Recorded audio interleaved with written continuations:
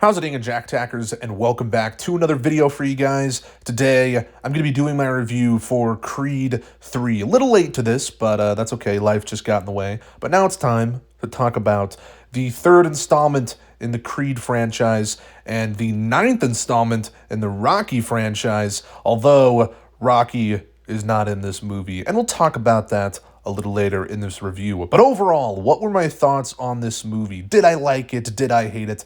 Well, of course I liked it. I liked it a lot, and as of now, it's my favorite movie of 2023, although with that being said, there's really not that much competition, although John Wick Chapter 4 is coming out this month, and that might take the cake, if you will, but, overall, just really solid movie. And let's just start off talking about Jonathan Majors, because that's like one of the biggest surprises of this movie, at least in my opinion. I mean, I already liked Jonathan Majors as an actor. I already thought that he was a strong actor in certain things I've seen him in prior to this, but honestly, wow, I think this might be his best performance of his career. Granted, I haven't seen everything he's been in, but I've seen, a decent amount of things that he has starred in. And his character, Damian Anderson, is a very great character. He's the antagonist of the film, and he's very sympathetic to a degree, especially in the first half of the movie. And he's just kind of almost a complex character, if we're being honest. I just really liked what they did with the character of Damien in this movie. And overall, this is just a very personal story, right? And this is also very much Adonis's movie. Again, going back to the whole no Rocky thing. Yes, Rocky's not in it. There was some behind-the-scenes trouble with Sylvester Stallone, and I'm not going to get into all that in this review because people have already talked about it to death, but his absence is definitely felt. But at the same time, he still feels like he's a part of this movie. I mean, he is like name-dropped at one point in the movie, and then Apollo, of course, is mentioned a lot in this film. So it still definitely feels like this is in the Rocky universe, which is a good thing. It doesn't feel like it's completely its own thing, but at the same time, it is its own thing, which, I mean, I think it's good that they kind of struck a balance in this movie, but yeah, it's a very personal story between Adonis and this character, Damien, and I really liked what they did with their relationship. You really feel the emotion between these characters in the final fight, which I guess we'll talk about the final fight now because whoa.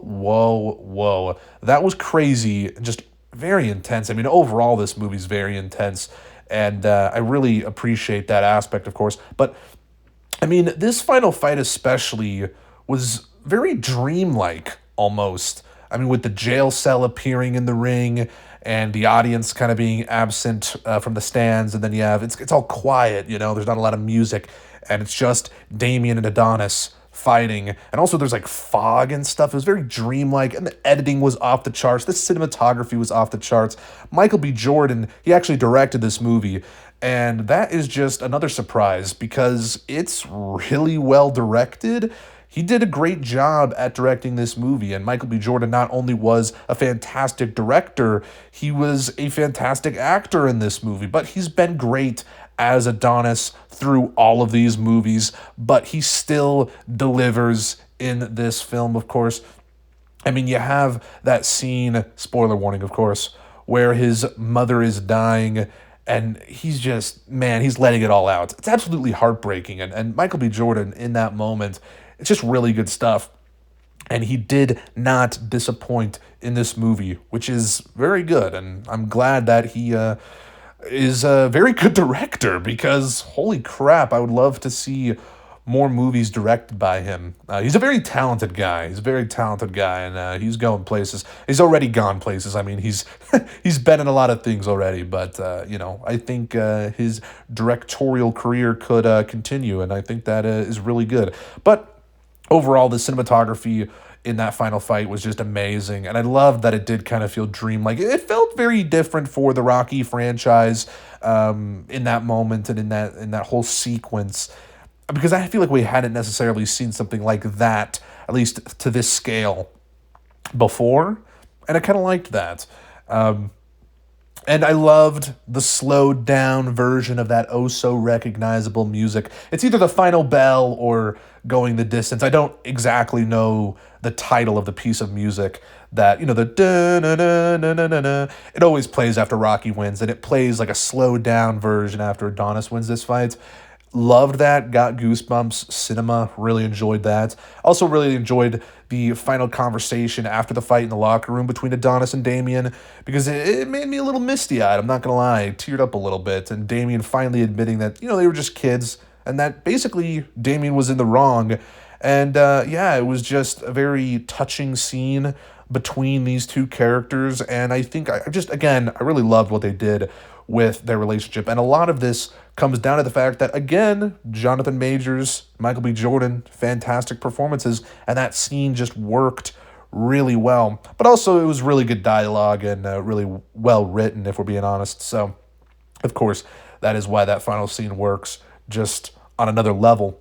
It was also cool to see Victor Drago and Ricky Conlon in this movie. That's just a little sidebar thing that I wanted to mention, but it was cool. Again, going back to the whole ideas of this movie actually feeling like it is still a part of the Rocky franchise. I mean, having Drago's son still in the midst of things was nice, and that was cool. I really enjoyed that, but overall, this is a fantastic movie. I wouldn't say it's the best Creed film.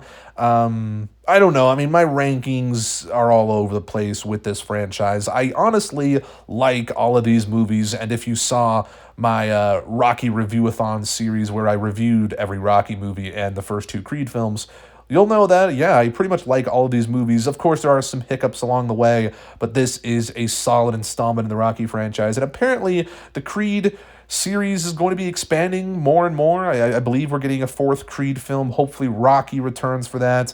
I think we're also getting like a TV show or something. I don't know if that's entirely true, but I think that's a little much as well. I kind of would just want maybe one more Creed film and then call it quits, because, I mean, I still feel like there is a lot more potential for this series, but at the same time, I'm also like, I don't know. But hey, man, if they can continue the great quality, then I'm all for it at the end of the day. I really am. But yeah, this was a really good movie, and that's really all I got to say about it. I know a lot of people enjoyed it as well, so please make sure to let me hear your thoughts on it down in the comments below, because I'm definitely curious to see what were your favorite parts and stuff like that, and what were your thoughts on Michael B. Jordan's directing, because that is just one of the most surprising things about this film. It really is, and I was so excited to see what he was going to do with this movie, and yeah, just amazing work, great stuff. That's all I got to say. If you guys liked this video, please make sure to give it a thumbs up, subscribe if you're new, and make sure to check out my social media, my letterbox, my Twitter, down in the description and pinned comment below. And I'll see you guys in the next one. Peace.